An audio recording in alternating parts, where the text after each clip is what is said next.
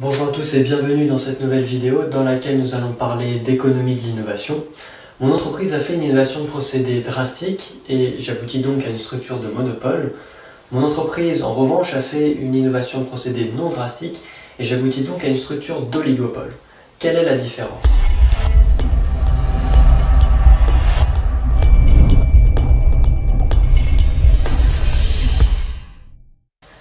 Donc avant de commencer, il est important de comprendre ce qu'est une innovation de procédé. Donc on entend par une innovation de procédé la baisse du coût de production d'une entreprise. Donc on va modéliser sur nos graphiques la baisse du coût marginal à chaque fois dès qu'une entreprise veut faire une innovation de procédé.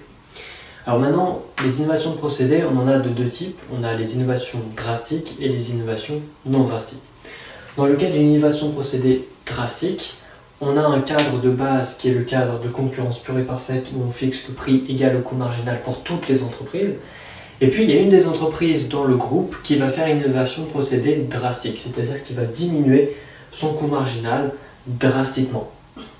Donc ensuite, cette entreprise va vouloir maximiser son profit, parce que c'est le but de toute entreprise de vouloir maximiser son profit. Donc une fois qu'elle a diminué son coût marginal, même si elle a un certain profit positif, elle va faire un calcul de tarification de monopole, c'est-à-dire elle va essayer de se comporter comme un monopoleur pour maximiser son profit.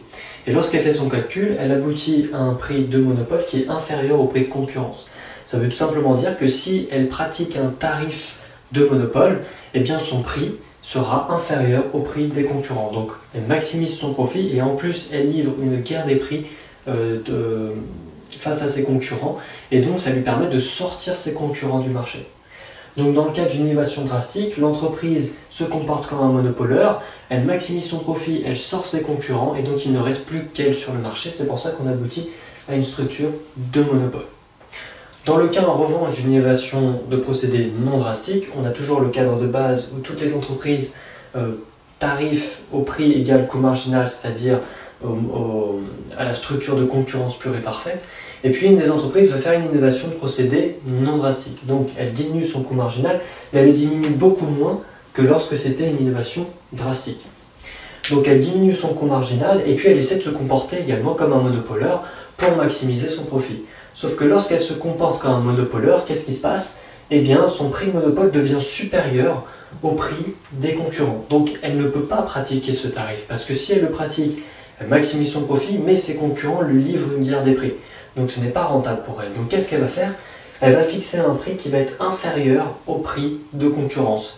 C'est-à-dire qu'elle va avoir un profit positif, certes qui ne maximise pas son profit, mais le profit reste positif, mais en plus elle va livrer une guerre des prix face à ses concurrents.